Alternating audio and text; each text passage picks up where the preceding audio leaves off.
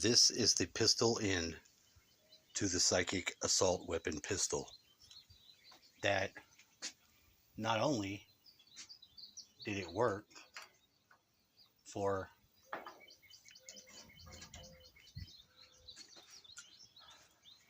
all you got to do is apply a crystal onto a toy gun and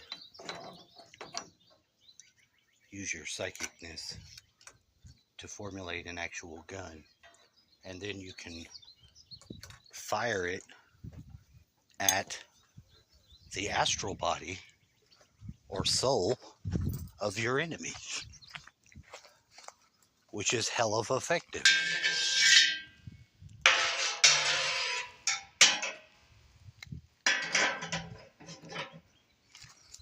I got the little pistol from the store up here, and it has been disassembled and it has reassembled itself multiple times, where the component pieces had appeared.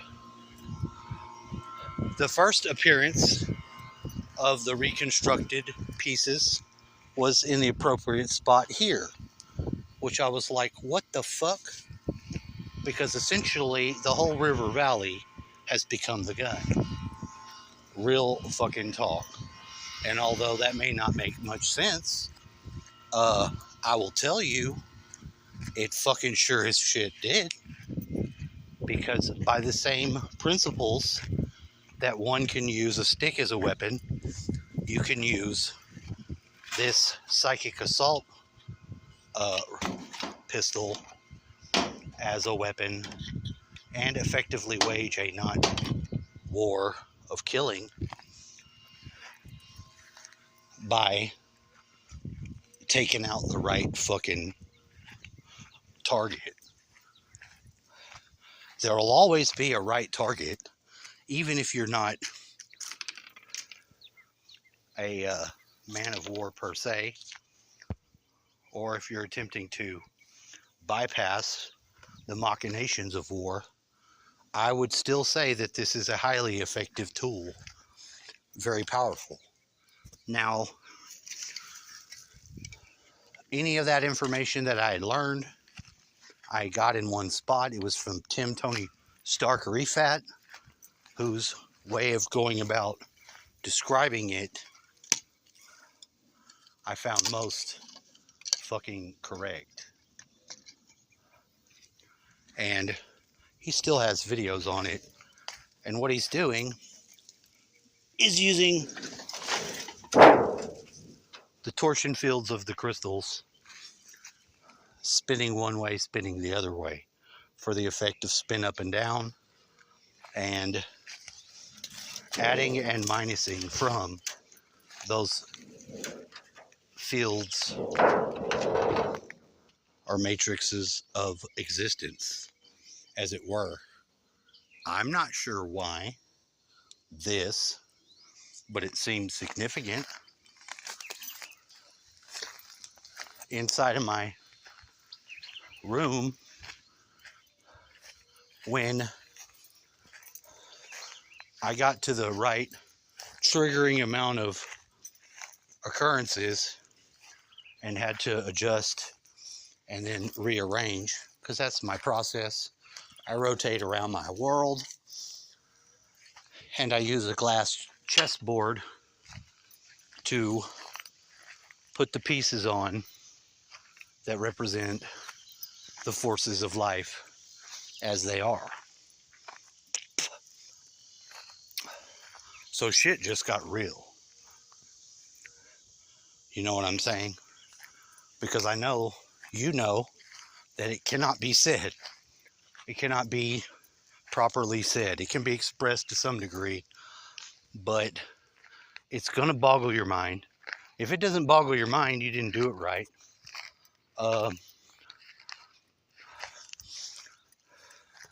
The inputs that were the most interesting were with my friend Little Sister.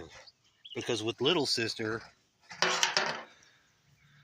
I did actually communicate with her dad. I know his name. I know what he looks like, and I know he's dead. I know it's Father's Day. And for whatever reason, I get the hair up my ass because I was mad at this person for some of the difficulties I experienced with them and the inability to know how to get around it poses me a problem.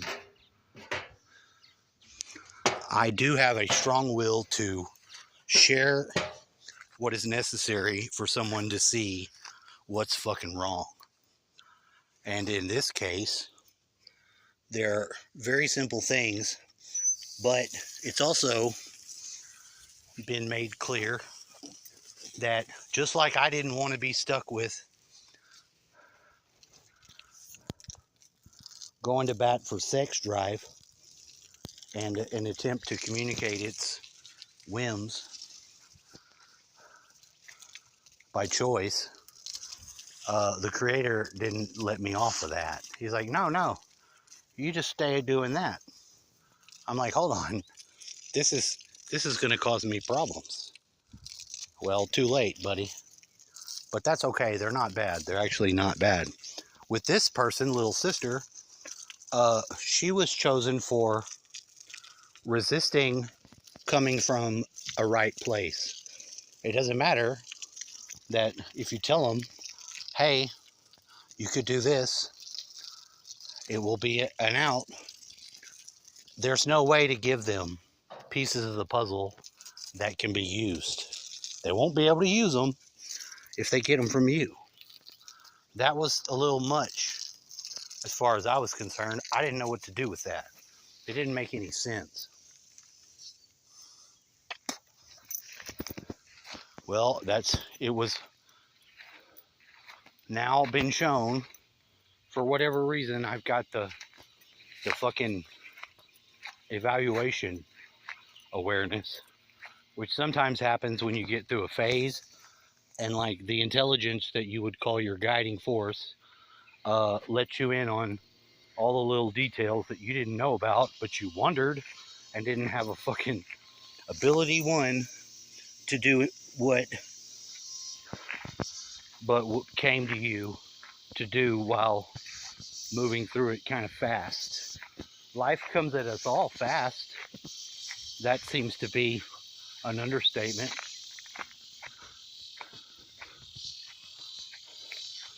A little underwhelming.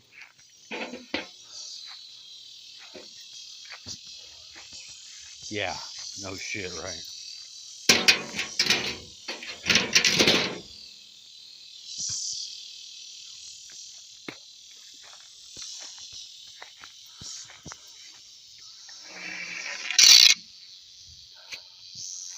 But it is the people, more than any other thing, more than even the game board, that makes fucking real magic shit happen. Because people are so fucking strange. And the way that they do shit, no matter what it is just infused with their personality. Whether they fucking want it to or not. There's no way around it. And that seems to be an intended point that we as humans may try to grapple with. Maybe we come to some terms with. But it's a continual stressor or catalyst. I struggle which to pick. It's both. But it's like you need to know what the fuck it is, because you're not going to beat it. You need a place for it, so you need it to do what it's doing when it starts to do it. And you coming on board with that awareness in the awareness game is pretty fucking sweet. Spreading your awareness, if you intend to do that, you will quickly find that you do not wish to do that anymore. And like, is what I'm talking about. You don't get to stop. You don't get to opt out. You have to keep going. So you find some of the most uncomfortable truths along the way that you're not able to just dispose of. And a lot of times, that's the main reorienting force, I think, of our society. because everyone has a different personality type, pre-approved or chosen, destined, I would say. Maybe it's not necessary, but it's more along the line of saying that's the life, or the actual moving piece, that everything else shakes and falls off, and then there's a luminous fucking presence in the form of the being, the person, the soul, the entity, whatever you want to fucking put there. It's quite astounding to experience it, because you can perceive it in so many varied ways, but that's all up to you. You have to begin the dance. A lot of times it just starts with whatever random image you may choose for image sake. We're very image based, so we like to think of a thing and see the thing we're thinking of. That shouldn't be a mystery. There's very few concepts that are worth a fuck if there's no fucking picture to them. Some of the most strangest, elaborate concepts have taken an image that we may have chosen when we were in fucking kindergarten, and the whole consciousness is just stacked on top of it because there's no incentive to change it. I literally still see the calendar on the wall of kindergarten, and the teacher didn't have enough space, so she sort of squished it, and I see it crystal clear in my mind.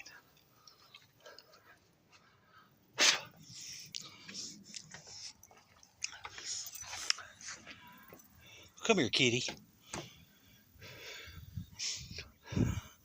Kitty's in ally mode. I had to present the squirrel with a special award, which I did over there by placing a marker for him along the fence line. It's a jawbone of a donkey. It could be a horse. I'm saying donkey. I don't fucking know. I'm not a fucking biologist. I'm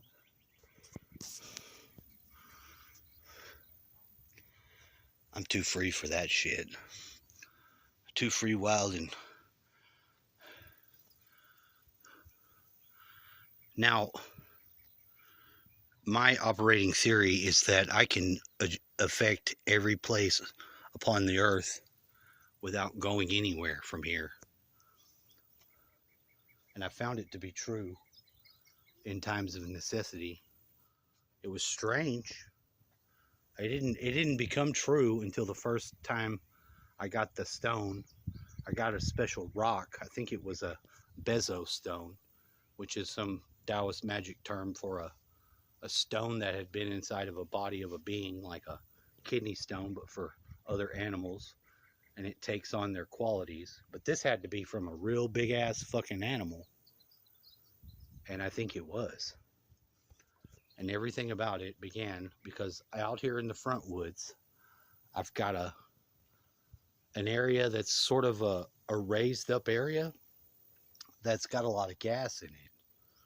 I don't know what sort of gas has poofed it up, but it did. But I dug out a crater at the top and I put the rock in there and I lined it up with Avesberry. And that's like that's your basic motor there. You got two pieces. You got the stator and the fucking rotor. And as soon as that thing was on, there was perceptible ability to activate and use along the different nodes that rotational force that came in from applying that connector using the grid mechanics from the book I was studying, the Ley Lines and the Meaning of Atom, which gives you some rough outs for the things like there's a mobile focus, which is in our Gulf of America.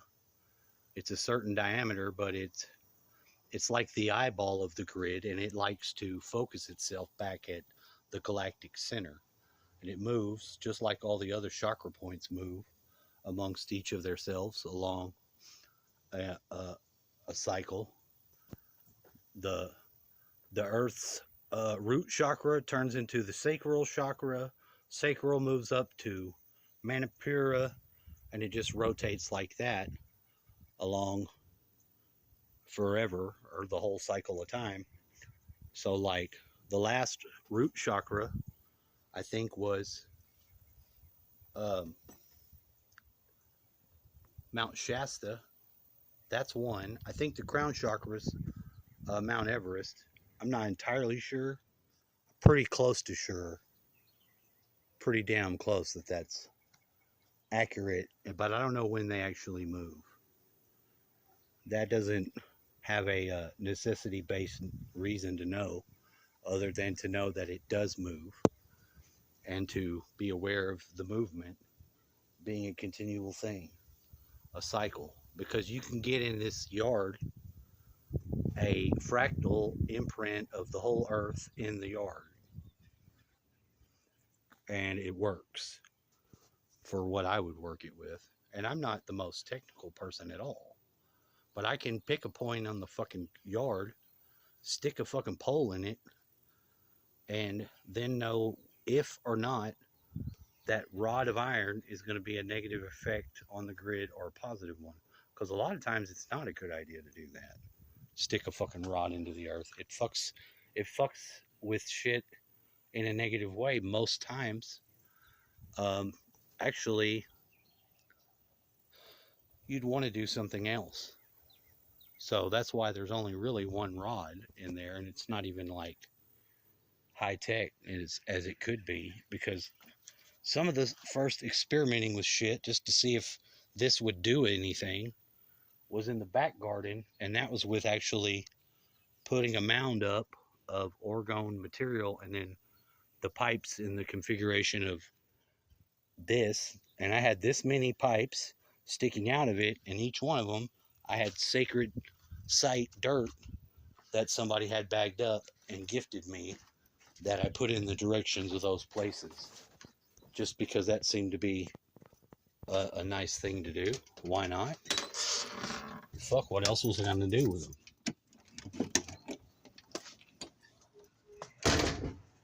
And that did do something. You know, what do you do when somebody gives you random dirt in a bag that says Chichen Itza, or fucking Great Pyramid, or fucking Sacsayhuaman? I put them in those pipes. I had about as many. I think I had the same amount. It was very serendipitous and strange. But that motherfucker with the wire, you have to have a wire that's going into the water, which I have going through the woods, and I used my fence line to jump just some wire that I made bare, where I connect it and then threw it into the fucking water. And periodically I go and check and make sure it's still connected. Not that it's necessary really, but I like to know if it is or not. And that spot where it goes into the water, I had fell out of that tree. I didn't mean to. What I meant to do was cut out the fucking poison ivy and oak that was on that tree growing, that I'm allergic to.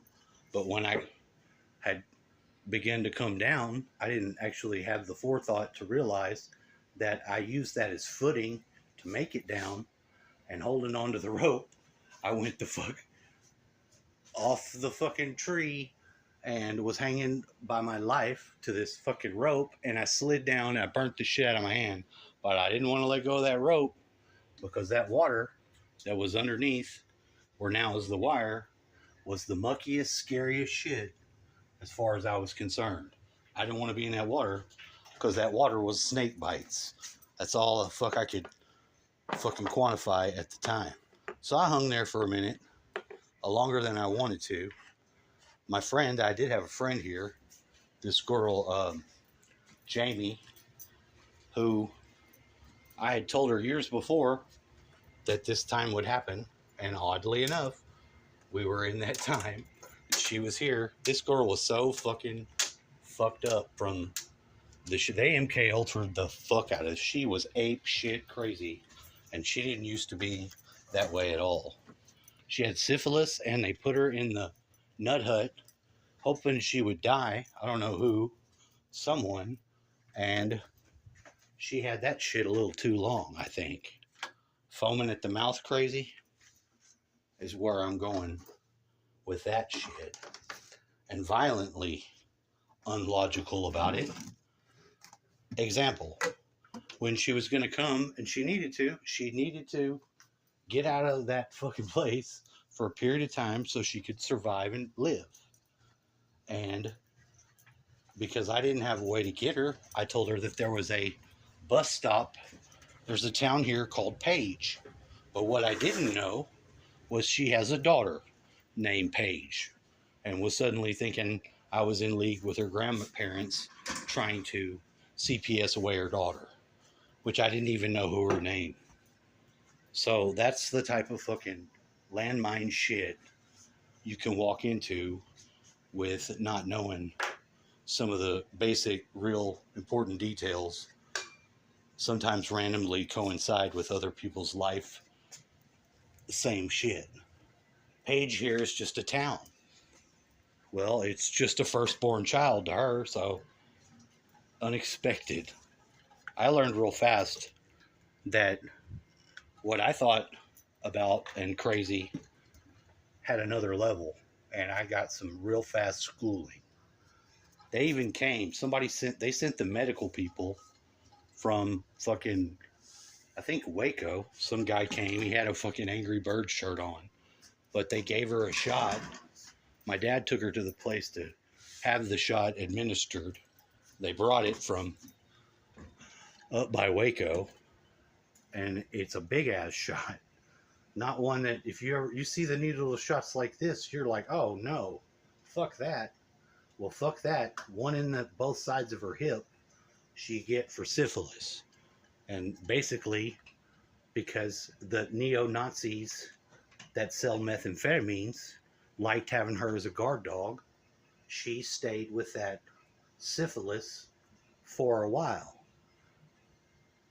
Because that's just some of the crazy shit you get from Nazis and methamphetamines. And trailer park bitches that go around the outside.